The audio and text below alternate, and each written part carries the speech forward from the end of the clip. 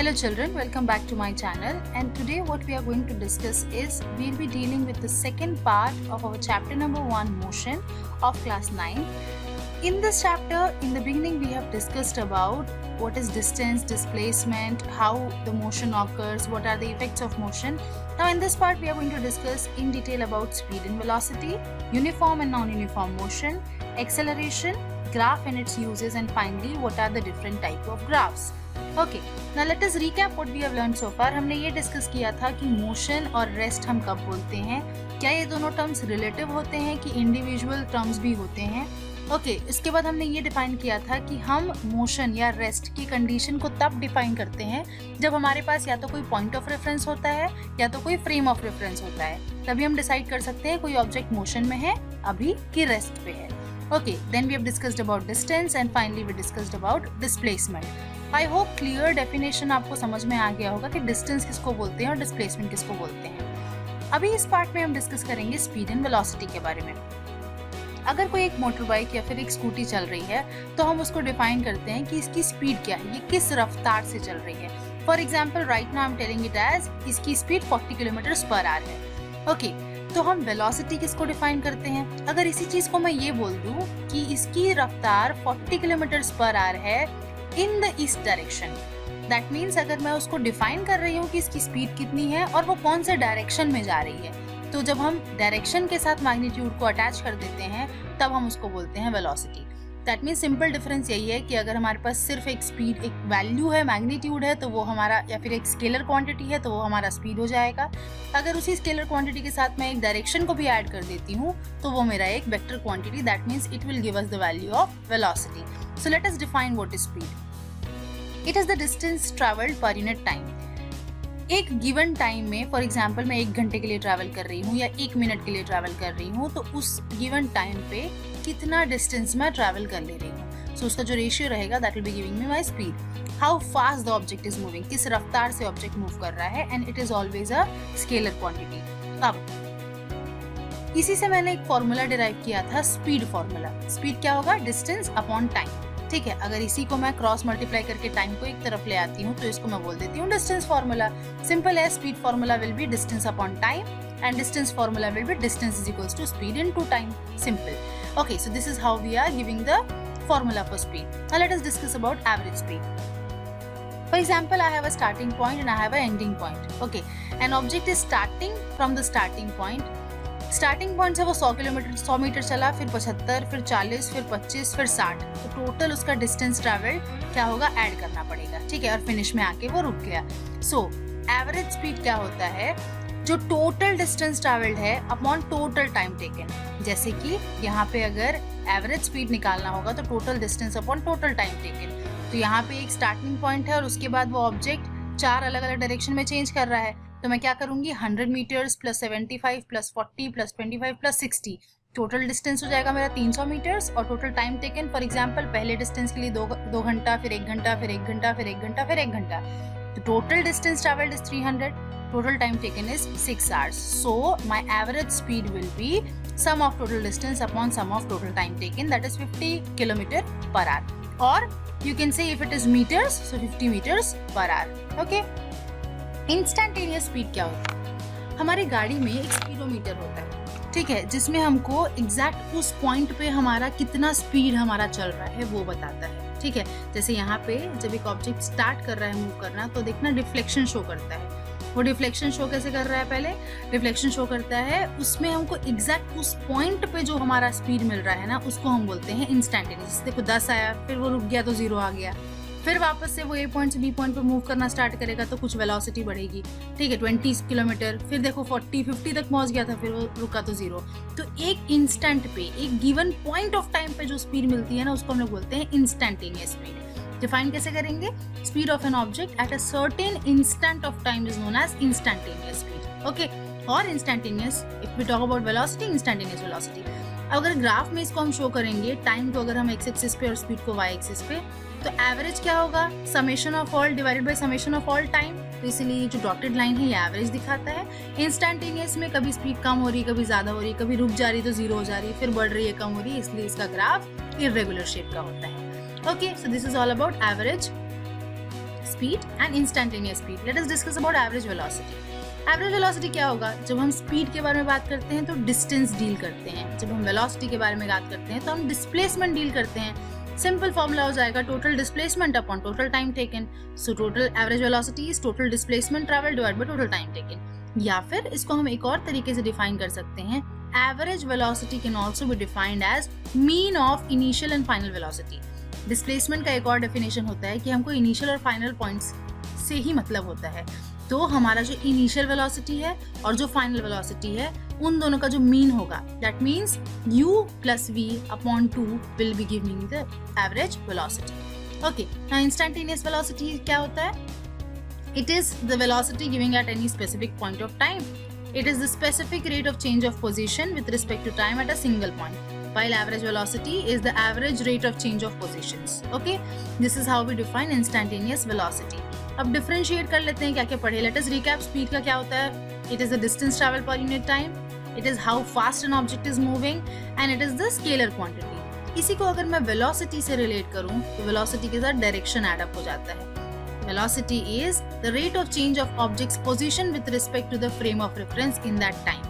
It might sound complicated, but velocity is basically speeding in specific direction.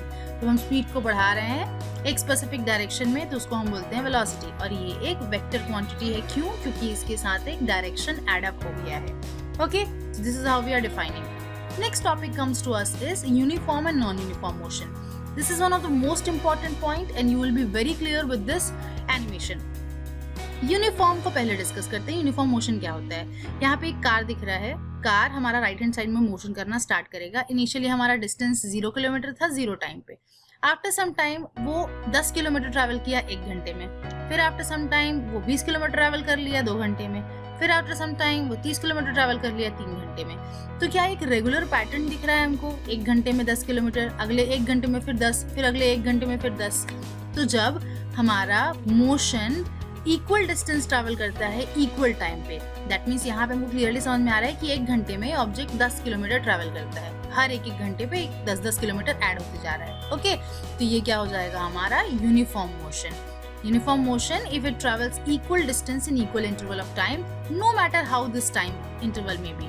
Okay, जरूरी नहीं है 1 घंटा हो, ये 1 मिनट भी हो। फॉर एग्जाम्पल 1 मिनट में 1 किलोमीटर ट्रैवल कर रहा है, 2 मिनट में 2 किलोमीटर ट्रैवल कर रहा है, डिपेंड्स अपॉन द सिचुएशन। यहीं पे अगर नॉन यूनिफॉर्म को देखें तो क्या होता है? इनिशियल 0 किलोमीटर 0 आवर्स पे था, 10 किलोमीटर वो 1 घंटे में किया, पर 1 घंटे और मतलब 2 सेकेंड आवर पे वो 15 किलोमीटर किया, मतलब 5 ही किलोमीटर ट्रैवल किया। ठीक है, फिर अगले 1 घंटे में वो 5 ही किलोमीटर ट्रैवल किया। दैट मीन्स इनिशियली वो 10 किलोमीटर ट्रैवल कर रहा था 1 घंटे में, फिर वो 5-5 किलोमीटर कर रहा है, फिर वापस से वो 10 किलोमीटर कर रहा है। तो ये इरेगुलर पैटर्न है, ये कोई फिक्स्ड पैटर्न नहीं है, तो इसीलिए हम इसको बोलते हैं non uniform motion. When an object travels different distance in equal time interval, this happens when the object is speeding up or slowing down. ऐसा क्यों होता है? क्योंकि मे भी शायद ऑब्जेक्ट इनिशियली पहले फास्ट चल रहा था, फिर थोड़ा स्लो हो गया, फिर फास्ट चलने लग गया। It is because of the speeding up or slowing down of the vehicle. Okay, so this is uniform and non-uniform motion. अगला टॉपिक हमारा है एक्सेलरेशन। अगर कोई इंसान बाइसिकल राइड कर रहा है और उसको अगर अपनी स्पीड बढ़ानी है तो वो क्या करेगा? अपने पैडल पे ज़्यादा फोर्स अप्लाई करेगा। ज़्यादा फोर्स अप्लाई करेगा तो क्या होगा? वो जल्दी जल्दी मूव करने लगेगा। तो हम ओवरऑल कर क्या रहे हैं? हमारे पास इनिशियली एक वेलोसिटी थी, मान लो 10 किलोमीटर पर आवर थी, अब हम और फोर्स अप्लाई करके उसको 20 किलोमीटर पर आवर कर रहे हैं, तो क्या हम जल्दी मूव करने लगेंगे? Yes. So acceleration is increasing और decreasing of the velocity. That means change in velocity, या तो हम कम कर रहे हैं या तो हम बढ़ा रहे हैं। So change in velocity divided by total time taken is acceleration. That means final velocity क्या है हमारी? मान लो 20 किलोमीटर पर आवर हो गई और इनिशियल कितनी थी? 10 किलोमीटर पर आवर। या फिर मान लो आप स्टार्ट ही नहीं किए थे गाड़ी, तो क्या हो जाएगा? और 20 minus 10 will give us, or 20 minus 0 will give us final initial velocities and upon total time taken. So the formula for acceleration is v minus u upon t, where v is final velocity and u is initial velocity and t is the total time taken. Okay, how can we define this? Acceleration is a vector quantity that is defined as the rate at which an object changes its velocity. Okay, so change in velocity upon time is acceleration. Unit क्या होगा इसका फिर? Change in velocity मतलब velocity है तो metre पर second divided by time taken is 1 more second, so it is metre पर second square. Very very important It can come in your MCQs also. What is the unit of acceleration? It is meter per second square. Okay, so this is about acceleration. अब last topic पे आते हैं आज का, that is graphs and it's uses. हम graph use क्यों करते हैं फिजिक्स में? ग्राफ यूज करने का ये एक इम्पॉर्टेंट रीजन ये है कि ग्राफ हमको इजी दिखता है. वो एक पिक्टोरियल प्रेजेंटेशन होता है जिसमें हमको चीजें क्लियर दिखने लगती हैं और हम उसको एंजॉय करते हैं पढ़ने के लिए. Okay, so graph is defined as the pictorial representation of given information which is two-dimensional, explaining the relationship between dependent and independent variables. हम जो अभी ग्राफ यूज करेंगे उसमें हम x एक्सिस को, दैट मीन्स हॉरिजॉन्टल एक्सिस को independent variable लेंगे जो किसी भी चीज पर डिपेंड नहीं करता. यहाँ पे वो होगा टाइम, और y एक्सिस को हम लेंगे वर्टिकल लाइन को डिपेंडेंट वेरिएबल. अब वो डिपेंडेंट वेरिएबल डिस्टेंस भी हो सकता है, डिस्प्लेसमेंट भी हो सकता है, वेलोसिटी भी हो सकता है, एक्सेलरेशन भी हो सकता है. Okay, so this is graph and why we are using it. Okay, let's talk about different types of graphs. We will be having our first type of graph as position or distance time graph. Clearly नाम से समझ में आ रहा है, time हमारा है x axis पे और डिस्टेंस हमारा है y एक्सिस पे. ये जो टाइप ऑफ ग्राफ होगा इसको हम बोलेंगे पोजीशन या डिस्टेंस टाइम ग्राफ. अगला होगा स्पीड टाइम ग्राफ. टाइम हमारा है x एक्सिस, स्पीड हमारा है y axis. Next will be our displacement time graph. Time हमारा x एक्सिस पे, y एक्सिस पे हमारा displacement. And next is velocity time graph. That means time will be in our x axis and velocity will be in our y axis. And at last we are going to discuss about acceleration time graph where time will be in x axis and acceleration will be in y axis. इन सारे cases में जो next term है that means time आ रहा है that is constant, और time हमारा क्या है, इंडिपेंडेंट वेरिएबल है. टाइम किसी पे डिपेंड नहीं करता, ठीक है, लेकिन position, displacement, speed, velocity, acceleration depend करता है टाइम पे, इसीलिए dependent quantity and that will be there in y axis. चलो सबसे पहला ग्राफ डिस्कस करते हैं पोजीशन टाइम ग्राफ. ये बोलता है कि हमारा जो स्लोप होगा पोजीशन टाइम ग्राफ का वो स्पीड बताएगा. तो पहले देखते हैं स्लोप क्या होता है. For example this is my graph. ठीक है, ये मेरा ग्राफ है. x एक्सिस y एक्सिस दिया हुआ है, o is my origin point, x axis is giving me time, y axis is giving me distance. अब मैं अलग अलग पॉइंट्स इसमें नोट कर लेती हूँ. मान लो पहला पॉइंट मेरा है x एक्सिस और y, डिस्टेंस और टाइम का दोनों का एक मीटिंग पॉइंट आ गया, पहला पॉइंट. दूसरा पॉइंट ये है, तीसरा पॉइंट ये, चौथा पॉइंट ये.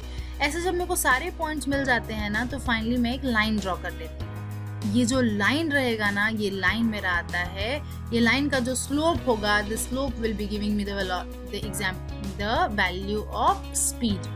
ओके, तो अगर मैं पूछूं कि डिस्टेंस टाइम ग्राफ का जो स्लोप है वो क्या बताता है, तो डिस्टेंस टाइम ग्राफ का स्लोप बताता है speed. Okay, now when we talk about displacement time graph, displacement मतलब क्या है, वेक्टर क्वांटिटी. स्पीड हमेशा रिलेटेड होता है डिस्टेंस से, डिस्प्लेसमेंट हमेशा रिलेटेड होगा वेलोसिटी से. So when we talk about velocity time graph, same time graph, displacement the same graph, but यहाँ पे ये क्या देगा, वेलोसिटी. क्यों? क्योंकि ये डिस्प्लेसमेंट का है. Displacement will be giving me velocity. Now displacement time graph, constant velocity कब होगा, एक्सेलरेशन कब होगा. ठीक है, तो जब डिस्प्लेसमेंट टाइम ग्राफ में स्ट्रेट लाइन मिलता है तो ये मेरा कांस्टेंट वेलोसिटी बताता है. बट यही चीज अगर मेरा एक कर्व्ड लाइन होता है तो कर्व्ड लाइन मेरा बताता है एक्सेलरेशन का. Very very important, you have to mug it up that when we talk about displacement time graph, when it is coming at straight line it will be velocity, and when it is coming as curved it will be giving me the value of acceleration. ठीक है, graph देख के ही समझ में आ जाना चाहिए. अब देखते हैं पॉजिटिव स्लोप का मतलब क्या होता है. जब हमारे पास पॉजिटिव स्लोप मिल रहा है दैट मीन्स ये कांस्टेंट वेलोसिटी पॉजिटिव डायरेक्शन में देगा, मोशन हमारा पॉजिटिव डायरेक्शन में है. नेगेटिव स्लोप दे रहा है मतलब हमारा धीरे धीरे डिस्प्लेसमेंट कम हो रहा है टाइम के रिस्पेक्ट में, तो ये हमारा constant velocity decrease in velocity है. वेलोसिटी धीरे धीरे डिक्रीज हो रही है हमारी. ठीक है, और यही चीज अगर जीरो स्लोप है मतलब स्ट्रेट लाइन है, दैट मीन्स ऑब्जेक्ट तो मूव ही नहीं कर रहा है, तो ऑब्जेक्ट किस में है, रेस्ट में है. Okay, so this is all about 3 different cases of positive, negative and zero slope which will give me positive direction motion, या फिर धीरे धीरे डायरेक्शन स्पीड हमारा, ये वेलोसिटी हमारा कम हो रहा है, या तो फिर हम एक कांस्टेंट एक पॉइंट पे रुके हुए हैं तो कोई स्लोप नहीं है, मतलब ऑब्जेक्ट रेस्ट पे है. Now discussing about speed time graph. Slope speed time graph का देता है हमारा एक्सेलरेशन, ठीक है। अगर इसका स्लोप निकालें तो स्लोप हमारा एक्सेलरेशन देता है। Okay, now when we discuss about speed time graph, अगर स्लोप नेगेटिव है तो एक्सेलरेशन हमारा नेगेटिव होता है और उसी को हम बोलते हैं रिटार्डेशन। अगर स्ट्रेट लाइन हमको मिल रहा है, स्लोप नेगेटिव डायरेक्शन में बन रहा है, तो उसको हम लोग बोलते हैं कांस्टेंट रिटार्डेशन।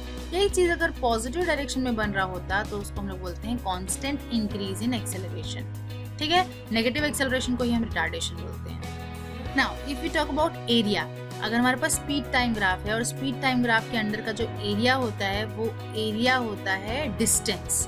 अगर मैं बोलूँ ना कि इस ट्राइंगल का एरिया निकालो, तो इस ट्राइंगल का जो एरिया होगा ना वो टोटल डिस्टेंस ट्रैवल्ड होगा, ठीक है।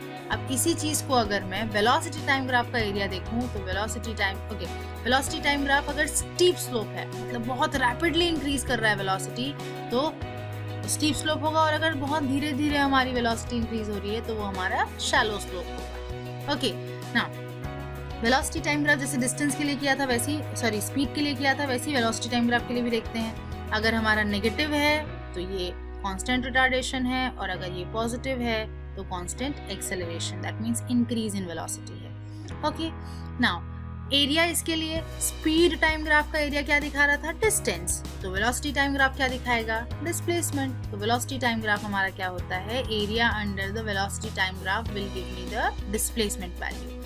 लास्ट हमारा टाइप होता है acceleration time graph. Acceleration time graph में हम ये बोलते हैं कि अगर हमारा स्लोप 0 है, दैट मीन्स हमारा एक्सेलरेशन नहीं हो रहा है, तो कांस्टेंट एक्सेलरेशन है, that means object is moving with a constant velocity. ना तो वेलोसिटी इंक्रीज हो रही है, डिक्रीज हो रही है, वो कांस्टेंट चल रहा है। ओके, एंड अगर इसी के एरिया हम देखेंगे, so area under the graph gives us the value of change in velocity. Okay, ये पूरा एरिया को निकालेंगे तो हम बोलेंगे चेंज, कितना चेंज इन वेलोसिटी हुआ है वो निकाल सकते हैं। I hope you would have understood the topic very clearly. In the next part, we are going to deal with the last part of the chapter, in which we will be doing the derivations in 2 methods. पहला method graphical, दूसरा analytical. So hope you are enjoying the topic. Keep watching and keep learning.